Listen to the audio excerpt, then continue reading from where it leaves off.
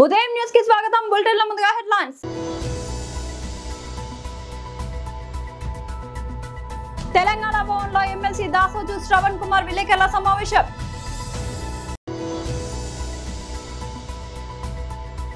నాంపల్లిలోని BJP రాష్ట్ర కార్యాలయంలో సంయుక్త విలేకరుల సమావేశం.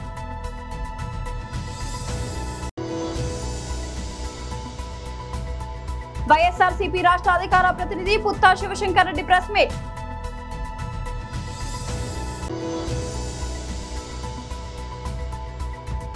జపాన్ ను వణికించిన భారీ భూకంపం. తెలంగాణ భవన్లో ఎమ్మెల్సీ దాసోజు శ్రవణ్ కుమార్ విలేకరుల సమావేశం. ఆ తీర్పు ఆషామాషి తీర్పు కాదు. అది భారతదేశం మొత్తం మీద, స్వతంత్ర భారతదేశంలో మీరు ఎంత లోతుగా శోధిస్తే కూడా అతి తక్కువ సంఘటనలు మీకు కనబడతాయి. 2014 ప్రాంతంలో బహుశా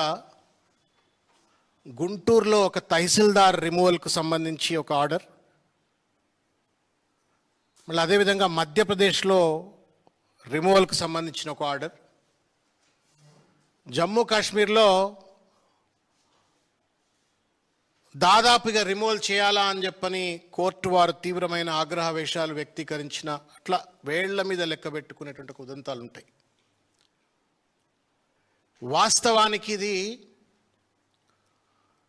రేవంత్ రెడ్డి గారు ప్రభుత్వం అనుసరిస్తున్నటువంటి ఒక బుల్డోజర్ రాజ్యాంగం పైన తెలంగాణ హైకోర్టు చేసిన సర్జికల్ స్ట్రైక్. ఇది సిగ్గు ఎగ్గు ఉన్నటువంటి ఒక పాలక వర్గం ఊరేసుకొని చనిపోవాలి.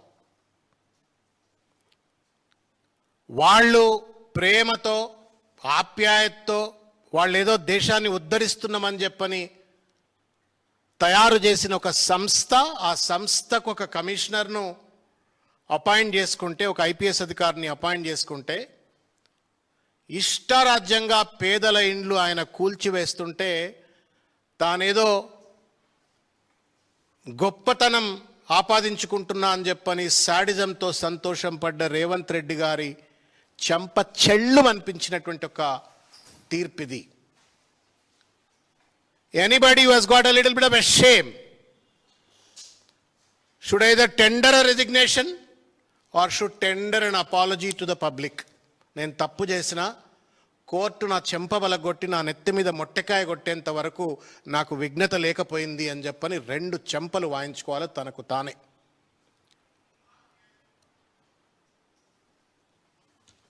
ఈ విషయం పైన అనేక సందర్భాలలో బీఆర్ఎస్ పార్టీ హైడ్రా అనేటువంటిది ఒక మాన్స్టర్గా మారిపోయింది. పేద ప్రజల యొక్క జీవితాలతో చెలగాటమాడుతూ ఉంది. ఏళ్ల తరబడి కలలు గని ఒక ఇల్లు కట్టుకుంటే ఆ ఇల్లును బుల్డోజర్లు పెట్టి అర్ధరాత్రి నోటీసులు లేకుండా అప్రజాస్వామికంగా కూల్చివేస్తుంది. ఇది అనైతికము, ఇది అన్యాయము, ఇది రాక్షసత్వము అని చెప్పని నెత్తి మీద నోరు పెట్టుకొని బీఆర్ఎస్ పార్టీ చెప్పినప్పటికీ కేవలం ఏదో రాజకీయ దుగ్ధతో రాజకీయ ఆరోపణలు చేస్తున్నారు అని చెప్పని కొట్టిపారేసిన రేవంత్ రెడ్డి ఏం సమాధానం చెప్తారు అని చెప్పని నేను వాళ్ళు అడుగుతా ఉన్నాను. నాంపల్లిలోని బీజేపీ రాష్ట్ర కార్యాలయంలో సంయుక్త విలేకరుల సమావేశం. కేంద్ర ఎన్నికల సంఘం వారు ముందుగా ప్రకటించినటువంటి ఎలక్షన్ ఎస్ఐఆర్ షెడ్యూల్ ప్రకారం మొదటి ఫేజ్లో ఉన్నటువంటి హౌస్ టు హౌస్ ఎన్యూమరేషన్ కార్యక్రమం 24వ తేదీ నాడు పూర్తి కావలసినటువంటి దాన్ని గడువు పొడిగించినటువంటి విషయం తెలిసిందే. అయితే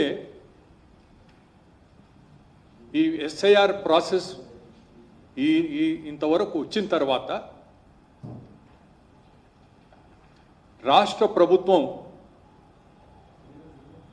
ఎంఐఎం నాయకులు అసదుద్దీన్ ఓవైసీ గారి చేసినటువంటి రిప్రజెంటేషన్ను దృష్టిలో పెట్టుకొని family register certificate, Telangana family register అనేటువంటి ఒక కొత్త వ్యవస్థను ఏర్పాటు చేసి ఎలక్ట్రానిక్ తెలంగాణ ఫ్యామిలీ రిజిస్టర్ అని చెప్పి దాంట్లో సర్టిఫికెట్స్ ఇవ్వడానికి ఒక జీవోను జారీ చేయడం జరిగింది. దేశంలో కొన్ని రాష్ట్రాల్లో ఫ్యామిలీ పహచాన్ పత్ర అనేటువంటి విధంగా హర్యానాలో, హిమాచల్ ప్రదేశ్లో, ఉత్తరప్రదేశ్లో, మధ్యప్రదేశ్లో కూడా ఉన్నాయి. అయితే పరివార్ పహచాన్ పత్ర అనేటువంటి వివిధ పేర్లతో ఉన్నాయి. అయితే అక్కడ పెట్టింది ఏమిటంటే కేవలం ప్రభుత్వం ఇచ్చేటువంటి బెనిఫిట్స్ ఏవైతే ఉంటాయో వాటికి సంబంధించి ఒక ఫ్యామిలీని గుర్తించడానికి అటువంటి వ్యవస్థను ఏర్పాటు చేశారు. కానీ ఇక్కడ వచ్చినటువంటి జీవో ఏ విధంగా ఉందంటే చాలా క్లియర్గా పారా 5లో it does not confer any right for any claim for benefit under government schemes. అంటే గవర్నమెంట్ నుండి వచ్చేటువంటి స్కీమ్స్ క్లెయిమ్ చేయడానికి ఏమాత్రం ఈ సర్టిఫికెట్ వలన అవకాశం ఉండదు అనేటువంటిది. మరి ఎందుకు తీసుకొచ్చారు ఇది కేవలం హైదరాబాద్ నగరం ఇంకా తెలంగాణలో అనేక ప్రాంతాల్లో ఉన్నటువంటి ఇల్లీగల్గా ఉన్నటువంటి వారు, బోగస్ ఓటర్స్గా ఎన్రోల్ చేసుకున్నటువంటి వారు, బంగ్లాదేశీ, రోహింగ్యాలు, పాకిస్తానీ, ఇటువంటి వారందరినీ కూడా వారికి ఎస్ఐఆర్లో వారికి గుర్తింపు కల్పించడానికి ఈ రకమైనటువంటి సర్టిఫికెట్ను ముందుకు తీసుకొచ్చి ఓటు హక్కు వారికి కల్పించి ఎస్ఐఆర్ ఏ ఉద్దేశంతో అయితే ప్రవేశపెట్టడం జరిగిందో దానికి పూర్తిగా భిన్నంగా, విరుద్ధంగా చేసేటువంటి ఈ కార్యక్రమాన్ని మేము తీవ్రంగా ఖండిస్తున్నాం.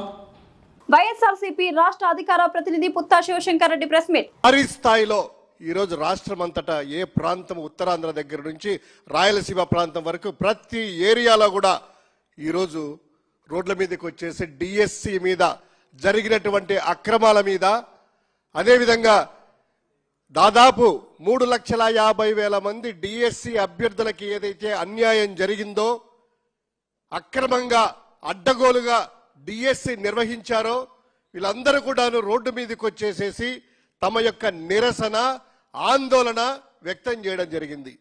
ఈ యొక్క సక్సెస్ అయినటువంటి ఈ ర్యాలీలను వీటిని చూసేసి తెలుగుదేశం పార్టీకి సంబంధించినటువంటి అనేక మందిని మీడియా మీదకు పంపించి పిచ్చి పిచ్చిగా మాట్లాడిస్తున్నారు.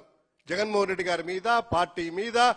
ఇంకో విధంగా ఇంకొకరు అంటారు, ఆ డిఎస్సి అభ్యర్థులతో ర్యాలీ నిర్వహిస్తున్నారు కదా, వైఎస్ఆర్సీపీ వాళ్ళందరూ రోడ్ల మీదకి వచ్చారు కదా అని. అరే బాబు, మేము పిలుపునిచ్చింది, వైఎస్ఆర్ కాంగ్రెస్ పార్టీ పిలుపిచ్చింది యువజన విద్యార్థి విభాగం ఆధ్వర్యంలో ఈ రాష్ట్రంలో ర్యాలీలు జరుగుతాయి. ఇందులో నిరుద్యోగులు, యువత, జంజీ బ్యాచ్ పాల్గొంటుందన్నాము. అంతకు మించి స్థాయిలో ఈ రోజు రెస్పాన్స్ వచ్చింది. ఈ యొక్క రెస్పాన్స్ చూసే మీరందరూ కూడా పిచ్చి పిచ్చిగా ప్రేలాలు నడుపుతున్నారు. ఇంకొకటి ఆయన అంటారు, లోకేష్ గారు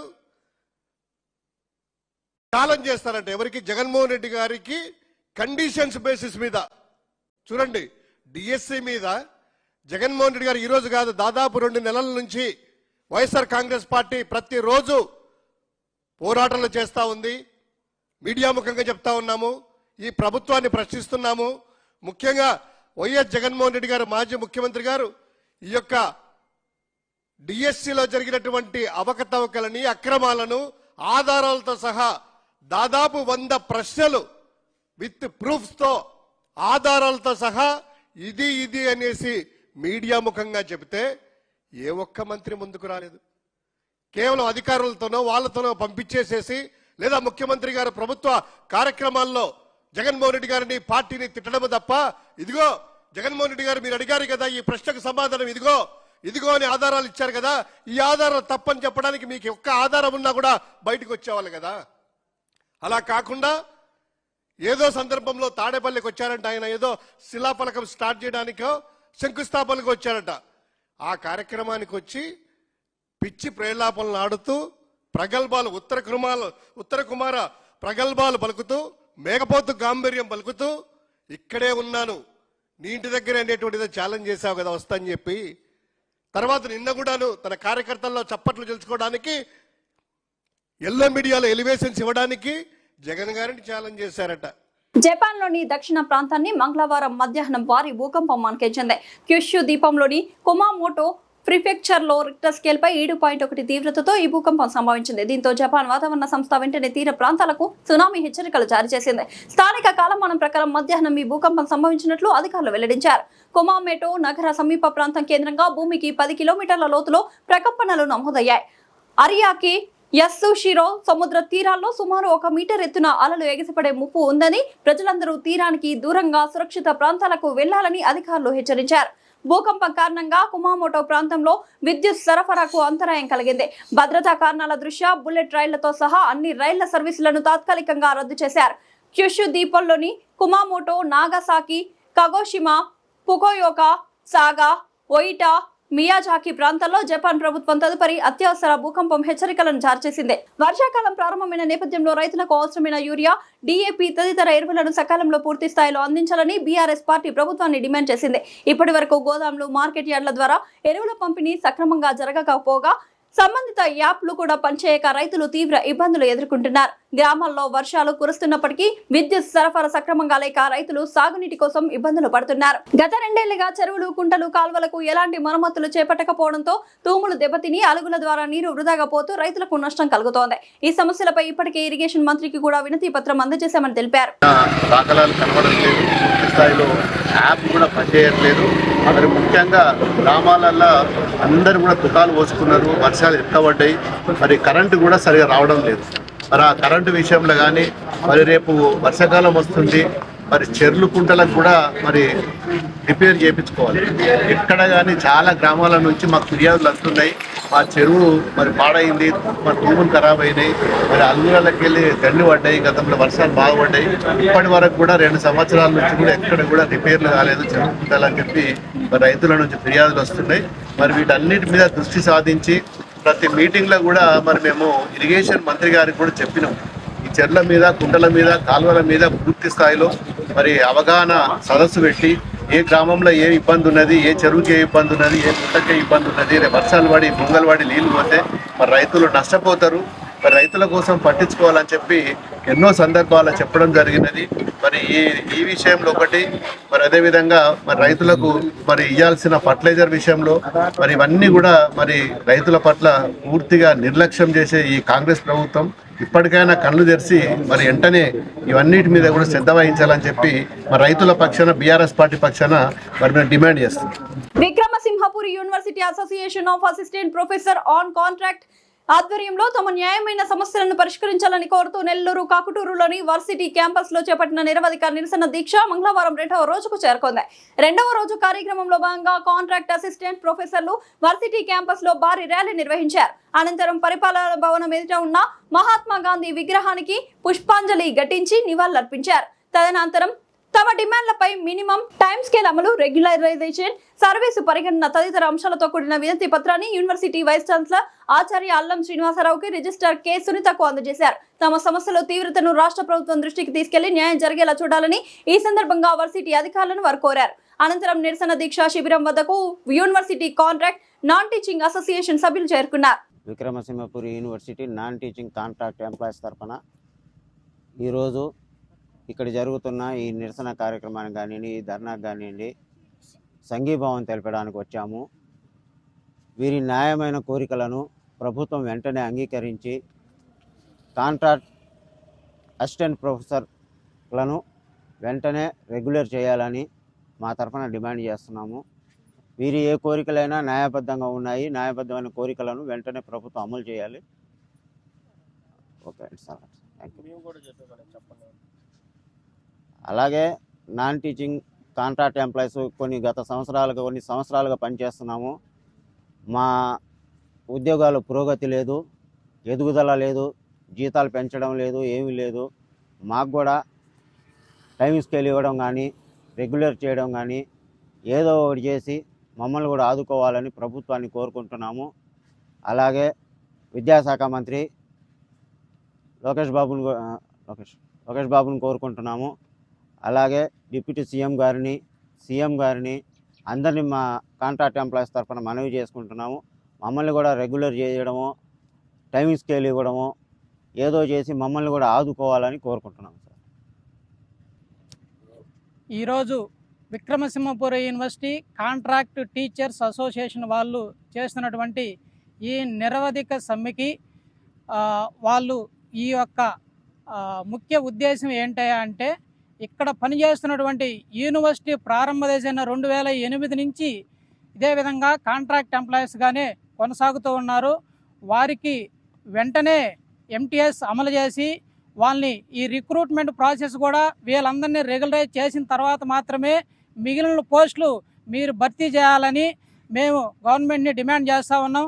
ఎందుకంటే దాదాపు 18 సంవత్సరాలు పైబడి ఇదే విశ్వవిద్యాలయాన్ని నమ్ముకొని వారి యొక్క సర్వీసును కూడా నిరవధికంగా కొనసాగిస్తున్నారు. ఏ రోజుకైనా గవర్నమెంటు న్యాయం చేయకపోతుందా అనే ఒకే ఒక్క కారణంతో వాళ్ళు ఎన్ని కష్టాలు వచ్చినా అతి తక్కువ జీతాలతో వాళ్ళ యొక్క కుటుంబాలను పోషించుకుంటూ ఈ విశ్వవిద్యాలయం కోసం పనిచేస్తున్నారు. ఖచ్చితంగా వీరందరికి కూడా ప్రభుత్వం వెంటనే రెగ్యులైజ్ చేసి న్యాయం చేయవలసిందిగా మా యొక్క కాంట్రాక్ట్ నాన్ టీచింగ్ అసోసియేషన్ తరపు నుంచి గట్టిగా డిమాండ్ చేస్తూ ఉన్నాం. అదేవిధంగా కాంట్రాక్ట్ నాన్ టీచింగ్ పోస్టులు కూడా విశ్వవిద్యాలయాల్లో అదేవిధంగా గవర్నమెంట్ పోస్టుల్లో నిధి పోర్టల్ ద్వారా రెగ్యులరైజ్ చేస్తూ ఉన్నారు. ఇక్కడ విక్రమసింహపురి యూనివర్సిటీలో కూడా దాదాపు 2008 నుంచి ఇక్కడ నాన్ టీచింగ్ అధ్యాపకులు అదేవిధంగా నాన్ టీచింగ్ కూడా వర్క్ చేస్తూ ఉన్నారు. ఖచ్చితంగా వీరందరినీ రెగ్యులరైజ్ చేసి గవర్నమెంట్ చెప్పినటువంటి ఏదైతే రెగ్యులరైజ్ చేస్తామో కాంట్రాక్ట్ ఎంప్లాయీస్ అన్నారో ఆ మాటను నిలబెట్టుకోవాల్సిందిగా మేము కోరుచూ ఉన్నాము. ధన్యవాదాలు. నంద్యాల జిల్లా జూపాడు బంగ్లా మండలంలోని ఎన్బై బన్నూరు గ్రామంలో తెలుగుదేశం పార్టీ ప్రతిష్టాత్మకంగా చేపట్టిన 2 ఏళ్ల నమ్మకం అభివృద్ధి సంక్షేమ కార్యక్రమాన్ని నందికొట్కూరు నియోజకవర్గ ఎమ్మెల్యే గిత్తా జయసూర్య ప్రారంభించారు. ఈ కార్యక్రమంలో భాగంగా ఇంటింటికి వెళ్లి కరపత్రాలను పంపిణీ చేస్తూ కూటమి ప్రభుత్వం 2 ఏళ్లలో అమలు చేసిన సంక్షేమ పథకాలు, చేపట్టిన అభివృద్ధి కార్యక్రమాలను ప్రజలకు వివరించి ప్రజలకు ఏమైనా సమస్యలు ఉన్నాయా అని తెలుసుకున్నారు. ఈ కార్యక్రమంలో మండల కన్వీనర్ గుండ్రెడ్డి మోహన్ రెడ్డి, పరమేశ్వర్ రెడ్డి, పోతులపాడు రవికాంత్, గిరీశ్వర్ రెడ్డి, టీడీపీ నాయకులు, కార్యకర్తలు తదితరులు పాల్గొన్నారు.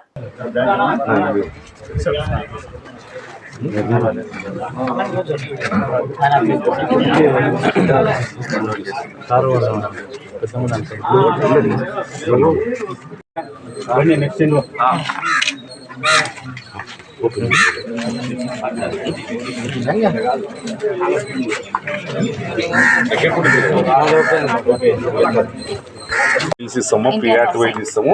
లేదు లిస్టులో ఉందా లేదా? లిస్టులో ఉంటే ఇస్తాం. అవి కూడా 18 అప్పుడు తెలుగుదేశం వాళ్ళ బిల్డింగ్ అని చెప్పి నిలబెట్టినారు. ఆ బిల్డింగ్ లో కూడా డబ్బులు ఇస్తాం. దశల రూపాయి ప్రతి దానికి కూడా డబ్బులు ఇస్తాం.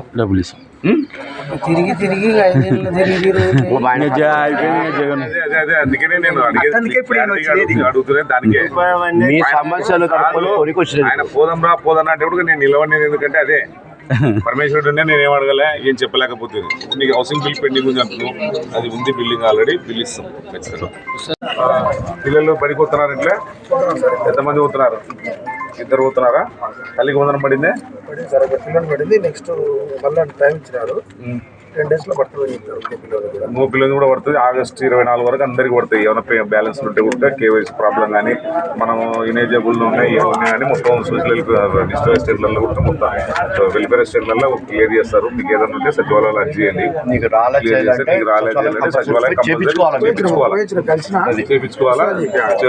చూడండి ఏం పెద్ద నీకు 3,000 ఉన్న పెన్షన్ 4,000 ఇస్తున్నాం.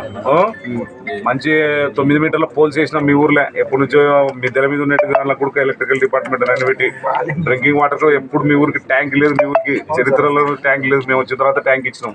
వల్ల గుర్తుపెట్టుకోండి. సీసీ రోడ్లు కానీ వల్ల కూడా పల్లెపండ 1 ఇచ్చినాం, పల్లెపండ 2 ఇచ్చినాం, హౌసింగ్ ఇచ్చినాం. కాబట్టి మేము ఇచ్చినాం కాబట్టి ఈరోజు ధైర్యంగా వచ్చి అడుగుతున్నాం, మీరు గుర్తుపెట్టుకోవాలని చెప్తున్నా. ఇళ్ళ స్థలాలు రాలేదు సార్ మాకు.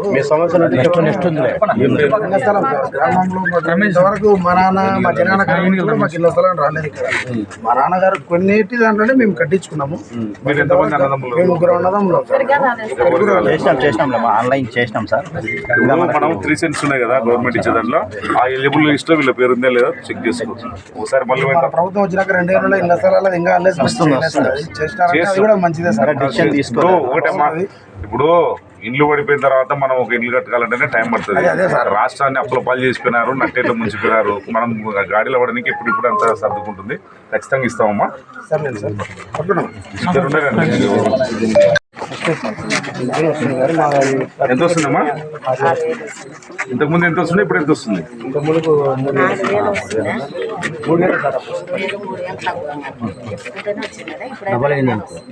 బులెటిన్ నుంచి ముందు హెడ్లైన్స్ మరోసారి.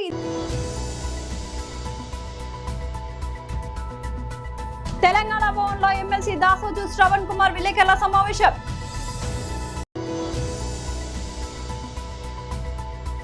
నాంపల్లిలోని బీజేపీ రాష్ట్ర కార్యాలయంలో సంయుక్త విలేకరుల సమావేశం.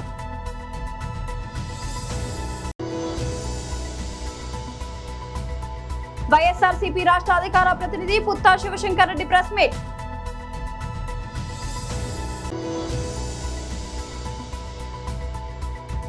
జపాన్ ను వణికించిన భారీ భూకంపం. ఇవాళ బులెటిన్ అప్డేట్. మరొక బులెటిన్ మళ్ళీ కలుద్దాం. అంతవరకు సెలవు.